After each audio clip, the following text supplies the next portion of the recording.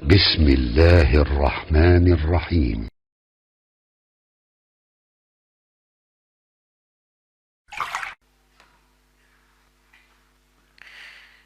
Pertama, Islam. Apa itu Islam? Secara bahasa, Islam itu punya beberapa arti.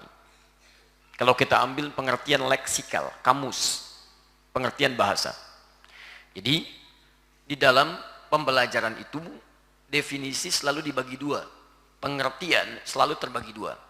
Ada pengertian umum kebahasaan, ada pengertian khusus sesuai istilah yang tengah dikaji. Ya, jadi ada pengertian bahasa, ada pengertian istilah. Istilah itu kemana bahasa ini akan diarahkan. Bisa secara bahasa banyak. Dapat, mampu, bisa racun, banyak. Tapi ketika diberikan istilah, kemana istilah itu akan disematkan? Dalam dunia hewan yang disebut bisa itu bukan dapat, bukan mampu, tapi racun. Dalam dunia misalnya kemampuan pekerjaan yang disebut bisa itu bukan racun, tapi dapat, mampu. Nah, secara bahasa, apa yang disebut dengan Islam? Awas, kaidah ini penting saya sampaikan karena nanti ada tidak sedikit orang sekarang sulit membedakan. Awas, hati-hati, disebutkan sunnah. Sunnah kalau disebutkan kadang-kadang suka dibatasi, padahal sunnah itu ada 3 pengertian selain pengertian bahasa.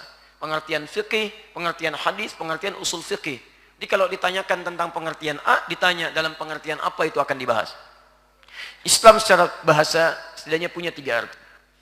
1, tunduk, patuh. Tunduk, patuh. Aslama yuslimu islaman, sifat yang tunduk, patuh. Islam, kenapa disebut Islam? Orangnya disebut Muslim karena seseorang kalau sudah masuk Islam, maka dia berikrar untuk patuh dan tunduk pada ketentuan Allah Subhanahu wa taala. Jadi kalau Anda sudah mengatakan saya Islam, saya Muslim, tapi tidak patuh pada ketentuan Allah, maka ada yang salah dalam keislamannya. Ada yang tidak tepat.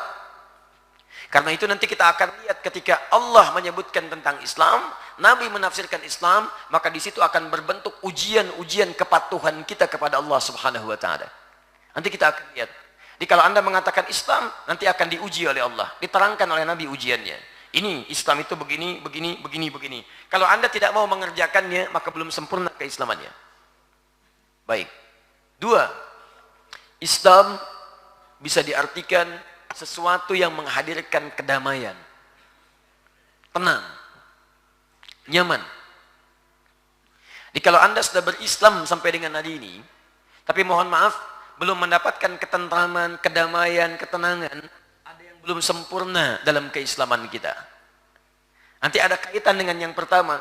Kalau Anda bisa patuh kepada Allah, mengerjakan semua tuntunannya, maka akan melahirkan bagian kedua. Tenang, damai, tentram. Tenang dalam kegelisahan dunia, damai dalam urusan dunia, dan bahagia dalam urusan akhirat. Nanti kita akan lihat. Jadi kalau Anda belum bisa mendapatkan ketenangan, kedamaian, kenyamanan, mungkin kepatuhan kita kepada Allah itu yang kurang. Bukan Anda kurang hebat, sehingga belum mencapai apa yang Anda harapkan dalam urusan dunia. Anda tingkat pendidikan sudah tinggi, kemampuan hebat, tapi kenapa nggak dapat-dapat? Mungkin bukan karena kurang hebat, Anda kurang patuh dengan Allah. Yang punya rizki kan Allah, yang punya kemudahan Allah, yang punya kenyamanan Allah, yang punya ketenangan Allah. Barangkali Anda kurang dekat dengan Allah, bukan karena Anda kurang hebat. Yang lain bisa, Anda tidak. Padahal sekolah di tempat yang sama, makan juga makannya sama, nasi pakai rendang yang sama, semua sama. Kenapa nggak Anda bisa raih? Nanti kita akan lihat. 2, 3. Islam, tunduk, patuh. Kedua, tenang, damai. Yang ketiga, Islam juga bisa terambil, nanti kita akan lihat dari kata salam. Kebahagiaan tertinggi yang diraih. Kebahagiaan tertinggi yang diraih. Jaminan kebahagiaan. Ada orang yang bahagia di dunia, tapi sengsara di alam kubur. Banyak contohnya. Korun, Fir'aun, bahagia dunia. Korun kaya, Fir'aun hebat dengan bala tentara. Tapi alam kubur, Allah menyampaikan di Quran surah 40 ayat 46 sampai 47 itu, An-naru yu'raduna 'alaiha ghuduwwan wa 'ashiyya. Neraka ditampakkan dari pagi sampai petang. Bapak ibu tidur, mimpinya mimpi buruk, enak gak? Tidak. Begitu sedang tidur, mimpi misalnya, melihat makhluk jubah putih, mukanya buruk, rambutnya panjang. Dalam mimpi itu, bangun gak?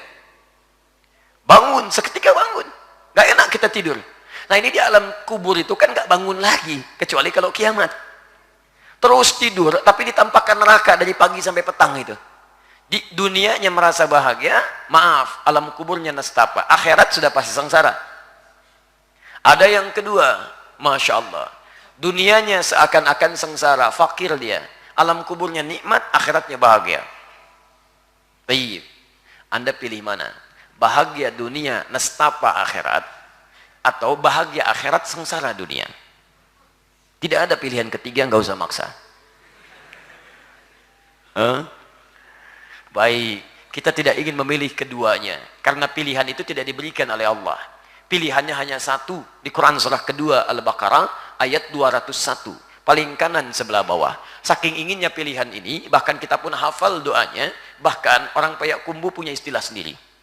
Lihat kalimatnya, Rabbana atina fid dunya hasanah wa fil akhirati hasanah wa qina adzabannar. Hafal antum doanya. Doa apa itu? Tuh, punya istilah sendiri. Sapu jagat yang orang Arab pun tidak mengetahuinya. Tanyakan sama orang Arab, at-ta'rif sapu jagat? Masya Allah. Tahukah engkau sapu jagat? Sapu jagat. Cuma antum, ada doa sapu jagat, ada doa sapu nggak ada jagatnya, ada jagat nggak ada sapunya. Masya Allah, luar biasa. Dunia bahagia, alam kubur bahagia, akhirat bahagia. Nah, kalau Anda ingin mendapatkan puncak kebahagiaan, di dalam Islam itu kebahagiaan diukur di 3 alam. Kita nanti akan lihat. Bukan cuma bahagia dunia. Kalau cuma dunia, jangankan orang Islam, non-Muslim pun ada yang bahagia. Coba lihat tuh, banyak orang bahagia non-Muslim dunia. Alam kubur kita lihat besok. Kalau pengen cepat ya silahkan aja duluan. Lihat.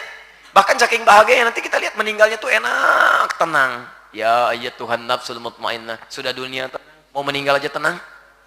Dunianya tenang, enak, tenang, nyaman. Mau meninggal juga tenang. Alam kuburnya enak. Jadi kita turunkan ayat-ayatnya. Akhiratnya bahagia.